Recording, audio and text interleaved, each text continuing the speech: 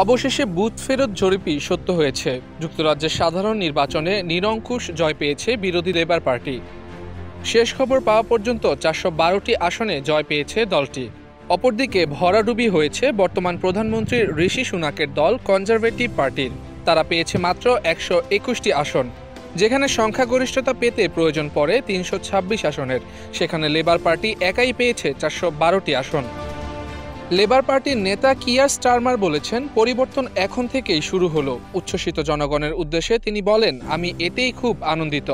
অপরদিকে হতাশাজনক এই ফলাফলের পরই পরাজয় স্বীকার করে নিয়েছেন প্রধানমন্ত্রী ঋষি সুনাক। তিনি এই ফলাফলে দুঃখ প্রকাশ করে দায় নিজের কাঁধেই তুলে নিয়েছেন। একই সাথে অনেক কিছু শেখার আছে বলেও মন্তব্য করেছেন তিনি। ঋষি সুনাক বলেন, ব্রিটিশ জনগণ আজ রাতে গুরুত্বপূর্ণ রায় দিয়েছে। এখান থেকে অনেক কিছু শেখার আছে। আমি এই পরাজয়ের দায় নিজ কাঁধে তুলে নিচ্ছি। তিনি আরও বলেন, আজ সব পক্ষে শুভেচ্ছা সহ শান্তিপূর্ণ এবং সুশৃঙ্খলভাবে ক্ষমতার হাতবদল হবে। এটি এমন কিছু যা আমাদের দেশের স্থিতিশীলতা এবং ভবিষ্যতের প্রতি আমাদের সকলকে আস্থা এনে দেবে।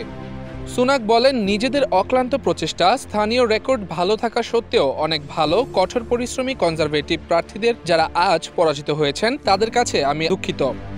এবারের নির্বাচনে ছোট বড় মিলিয়ে অন্তত ৯৮টি রাজনৈতিক দল অংশ নেয়। তন্মধ্যে ৩৫টি রাজনৈতিক দল মাত্র একজন করে প্রার্থী দেয়। রেকর্ড ভেঙে এবার ৪৫১৫ জন প্রার্থী প্রতিদ্বন্দ্বিতা করেন। এক একটি আসনে গড়ে ৭ জন করে প্রার্থী। ৩১৭টি আসনে স্বতন্ত্র প্রার্থী ৪৫৯ জন। যুক্তরাজ্যের এবারের নির্বাচনেও লেবার পার্টি থেকে টানা চতুর্থবারের মতো বিজয়ী হয়েছেন জাতির জনক বঙ্গবন্ধু শেখ মুজিবুর রহমানের নাতনি টিউলিপ সিদ্দিক। তিনি ৪৮.৩% ভোট পেয়ে ব্রিটেনের হ্যামস্টেড অ্যান্ড হাইগেট থেকে পুনর্নির্বাচিত হয়েছেন। এছাড়া লেবার পার্টি থেকে বিজয়ী অপর বাংলাদেশি বংশোদ্ভূত প্রার্থী রূপা হক টানা তৃতীয়বারের মতো জয় পেয়েছেন।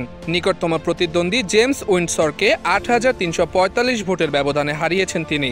তার মোট ভোটের সংখ্যা ২২৩৪০ বা শতকরা হিসেবে ৪৬.৮%।